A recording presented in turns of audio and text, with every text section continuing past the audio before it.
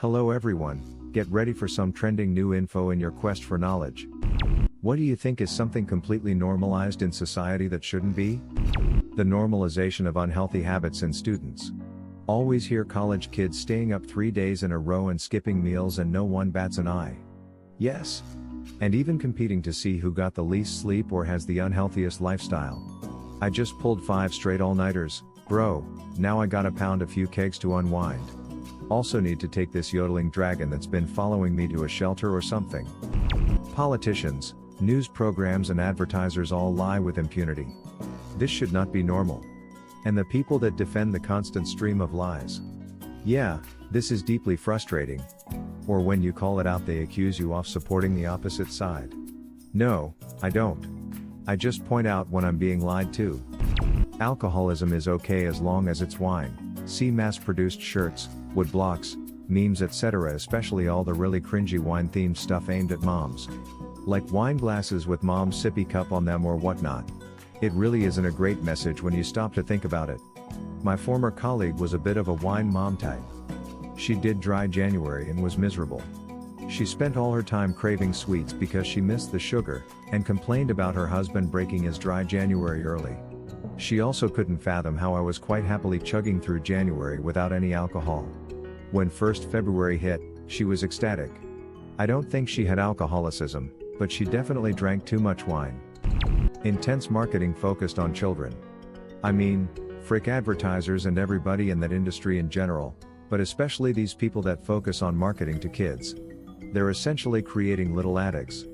Crap like those 2-hour YouTube videos of kids playing with toys should not be legal. It's an entire industry dedicated to weaponizing child psychology in order to sell bits of plastic. There's a doc called Consuming Kids if you want to duck up the rest of your day. YouTube Kids is ducking poison. There's nothing of value on there. Just overprivileged families in big houses playing dumbass games and unboxing toys they actually want kids to buy because they're probably getting some kind of kickback from the toy companies. That damn Ryan's Toy Review has introduced some of the most toxic unfiltered crap to kids. The fact that there is a legit show on Hulu now, which is essentially the same thing, is just as disgusting. The moment that I caught onto this after my boys started watching it, I immediately shut that poop down. The taboo against discussing salary with anyone other than one's employer. It exists entirely to give the employer the advantage in salary/salary increased negotiations, and to avoid you and your 10+ years of seniority finding out that Jonny just graduated is making $5,000 more per year than you. As Adam Conover once said, Americans are more comfortable talking about their sex lives than they are about discussing their wages. And in both cases the question is if you are getting effed or not. Paying $10,000 plus for a funeral. Or a wedding. I do one better. Getting into debt for a wedding. It is so bad in my country that smarter couples ask for donations before the official date of the ceremony is set. My cousin still has not paid off her wedding. Her oldest daughter is almost 12, and was born nearly 2 years after the wedding. It is insane. Anxiety. Many of us have it, but there is a point where professional help should be sought if possible. There's also people who probably don't have clinical anxiety misdiagnosing themselves and blaming poor behavior on it. The amount of self-diagnosing anxiety is so annoying it's not an aesthetic. Exactly. People need to understand the difference between being anxious, before an exam or interview, and having crushing anxiety which stops you from living your life normally. One requires medical intervention, the other is just life. Sexualizing prepubescent children by putting them in makeup and skimpy outfits for glamour photo shoots. And making it a competition. I'll allow one exception. Holy effing crap, was that real? I think residency programs are way too hard on doctors. Why is working crazy shifts for little pay a qualification for being a great doctor? I came here to say just this. I am a resident and we are basically expected to be thankful for working 60 to 80 hours a week because this is the way things are done. That's the way things are done because the guy who designed the first residency program was a cocaine addict. So what you're saying is that doctors should be given cocaine. Taking a nuanced case, making a TV show about it from one perspective, watching said series on Netflix, and believing the narrative the show offered as scripture. To add on to this, most documentaries do have a message/bias, even if they claim to be objective. It's almost impossible to make a documentary without bias, no matter how you try. If you give two people the same raw footage, there is a good chance the documentary will be different. That is because of their bias, which is natural. A man and a woman could make totally different things based on what they saw as important. It doesn't mean either of their points of view are better or worse, but they definitely have different experiences which shape how they do it. Mass surveillance. Seriously. If you'd asked people 25 years ago whether they'd like to carry an always-on microphone, camera and GPS tracker that knows everything about them and relays information back to corporations/governments daily, they'd think you were very weird. Fast forward to 2020, and it's considered weird if you don't carry one. Very strange, and I wish it wasn't so. Win fairness, tell the 1995 people that it's also a kick-ass futuristic Game Boy that essentially has an unlimited selection of games. More of them might sign up than if you only describe those parts. Not only does it have that many games, but a wealth of information that puts the largest printed encyclopedias to shame. In the US, the 24-hour news complex and entertainment masquerading as breaking news. This breaks each way politically, left, right and center. Pick your favorite, for simplicity MSNBC, Fox, and CNN, and watch for 1 hour. It is not possible to leave the experience feeling like a more informed citizen instead of mind-numbed. It's the same filler stories, regurgitated images, superficial opinions layered on top of issues deserving far more analysis that they receive. It is striking that the plot of Anchorman 2 describes the state of news in this country. You are so right. I can't believe how normalized dysfunctional media is. Everything is a war of parties and of channels. Nitpicking at everything the opposite party does for propaganda. I can't stand watching any news by mainstream media. Why can't it just be reporting what happened in the country?